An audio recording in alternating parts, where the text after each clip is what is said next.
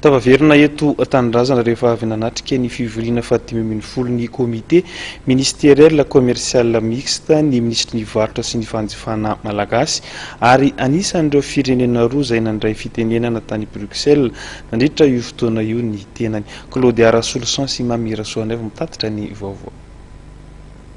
Notamperana tany Bruxelles ny 20 oktobra lasa teo ny fivoriana fahadimambefolo ny comité ministériel commercial mixte ACPUE.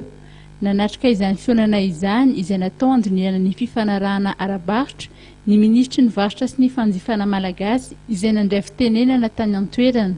Raha ny fifanakalozana ara-barotra eo amin'ny Madagasikara sy ny vondrona Europeana no resahana dia betsaka kokoa ny fanodranana ataon'ny Madagasikara mihoatra ny fanafarana entana. Raha jerena ny exportationtsika makany amin'izareo dia hatrany amin'ny 986 millions d'euros contre ny 556 millions d'euros ny importationtsika, izany hoe excédentaire atsika hatrany amin'ny 430 millions d'euros. Zava-dehibe zay zavatra izay ary nahafaly an'izareo ary natao exemplaire mihitsy Madagasikara.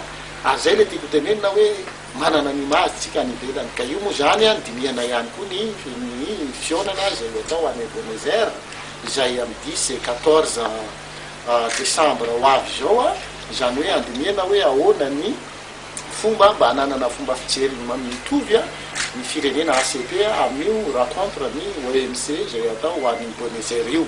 Ary ihany koa ho atsaraina ahoana ny fomba anatsaratsika ny vokatra indrindra ny fametrahana ny resaka chaîne de valeur à l'industrialisation. Tanjona ho an'ny ministera ny varotra sy ny fanjifana ny ahatonga ny varotra ho lasa fitaovana entina mampandroso ka isy ny tombontsoa azo avy amin'ireo fifanarahana vita sony ahafahana miteraka asa, miteraka harena amin'ny alalan'ny fampiarana ny politika ny industrialisation.